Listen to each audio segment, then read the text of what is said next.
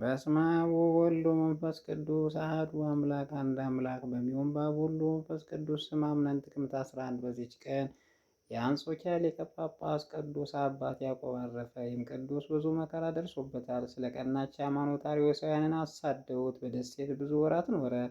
ከዚያም በኋላ የአንጾኪያ መምህራን ሰዎች ተሰብስበው መከሩ። መልእክትም ልከው ወደ እነርሱ መልሰው ጥቂት ቀኖች ኖረ። ከዚያ በኋላ ሁለተኛ አርዮሳውያን ተነሱበት፣ አሳደዱትም። በስደትም ውስጥ ሆኖ 7 ዓመት ኖረ። በዚያም አረፈ። በዚች ቀን ገድለኛዋ ቅድስት ኢየላግያ አረፈች። ይህችም ከአንጾኪያ ሀገር የሆነች ናት። ወላጆቿም ከሃዲያን ናቸው። እርሷም አስቀድማ ከረከሱ ሃይማኖቶች ጋር በተረከሰ ስራ ጸንታ መኖር ገንዘብ አደረገች። እርሷም በመሸታ በጨዋታ ቤት በመዋል ስትሳቅና ስታመነዝር ስትዘልፍም ትኖራለች። በአንዲት ቀንም የገሃነመ እሳት የዘላለም ስቃይ እንደሚጠብቃት እያሰበ ዝንጎችና መንዘራዎችን ሲገስጻቸው ኤጲስቆጶስ ጳውሎስን ሰማች። ምክሩንም በልቡ አደረ። ከዚያ በኋላ ወደ እርሱ ሄዳ የሰራችውን ሁሉ ተናዘዘ። እሱም አጽናንቶ የቀናች ሃይማኖት አስተማራት። አንድ አምላክ በሚሆን በአብ ወልድ በመንፈስ ቅዱስም አጠመቃት። በቀደመው ስራዋም እየተጸጸተች በጾም በጸሎት በስግደት ሰውነቷም ማድከም ጀመረች።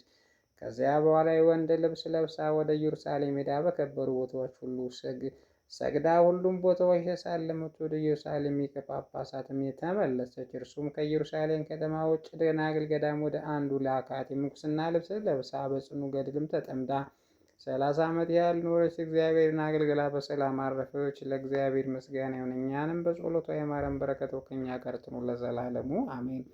በዚች ቀን ደግሞ ለሰማዕት አርማሚ መታሰቢያ ነው። በረከቱ ከእኛ ጋር ትኑር ለዘላለሙ አሜን። በዚች ቀን ደግሞ በስመ አብ ወወልድ ወመንፈስ ቅዱስ አሐዱ አምላክ።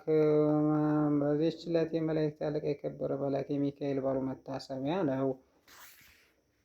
እንዲሁም በዚች ቀን ከ12 ሐዋርያት የሐዋርያው የማቴዎስ የዕረፍቱ ምስክርነት ነው። ለእግዚአብሔር ምስጋና፣ እኛም በጸሎታቸው ይማረን። ጌታ ሆይ ከብልጽግናቸው ብዛት የተነሳ ብዙ መባ ካገቡት ይልቅ የዳዊትን አነስተኛ በአንድ ተቀበለው ልጅ የሚያገለግሉን ኃይላዊት መላእክት እያሳሰቡ በችግሬ ጊዜ የማቀርብ ምስጋና ተቀበል። እናንተ ቅዱሳን ነቢያት፣ ሰማዕታት፣ ጻድቃን፣ ትጉሃን መላእክት፣ ፍጹማን ደናግል እንዲሁም ደጋጎች መነኮሳት ልጅ አዋቂ ሳይል የምንሰበሰብበትን የጉባኤ ቦታ ባርኩ። የመጽሐፍ ወረቀት አዘጋጅቶ ብራና ዳምጦ የጻፈውን ያጻፈውን ከግዕዝ ወደ አማርኛ የተረጎመውን ቃለ ንባቡን በእርጋታ መንፈስና በተመስጦ ሕሊና ያዳመጠውን በደለኛ ሁሉ የምታስምር ጌታ እናቱ በማርያም ጸሎት ኢየሱስ ክርስቶስ በአንድነት ይማረን። ኢየሱስ ክርስቶስ በአንድነት ይማረን። ኢየሱስ ክርስቶስ በአንድነት ይማረን ለዘላለሙ አሜን።